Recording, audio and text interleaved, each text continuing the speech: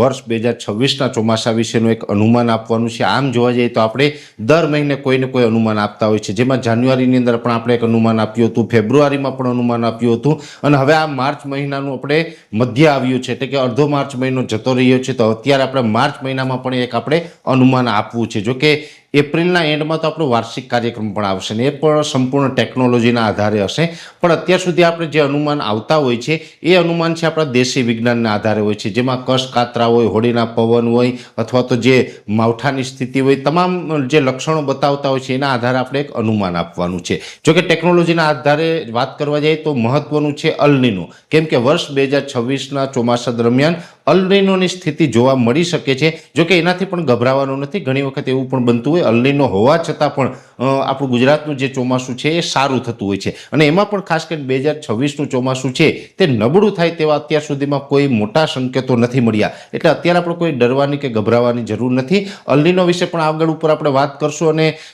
એપ્રિલના એન્ડમાં અથવા તો મે મહિનાની અંદર જે આપણો વાર્ષિક કાર્યક્રમ આવશે એની અંદર સ્પષ્ટ આપણે જણાઈ જશે। પણ જે દેશી વિજ્ઞાનના આધારે આપણે જે વાત કરતા હોય છે એની અંદર જોવા જઈએ તો અત્યાર સુધીમાં 3 પરિસ્થિતિ એવી જોવા મળી છે જે આવનારું વર્ષ છે, એટલે કે વર્ષ 2026નું ચોમાસું છે તે સારું થવાના સંકેત આપી રહ્યા છે, જેની અંદર ખાસ કરીને મહા મહિનાનું માવઠું, એટલે મહા મહિનાની અંદર જે માવઠાના જે દિવસો હતા અને એની જે કન્ડિશન હતી એવું દર્શાવે કે આવનારું વર્ષ સારું થવાનું છે। હોળીનો પવન છે એણે પણ સારા ચોમાસાના સંકેતો આપ્યા છે।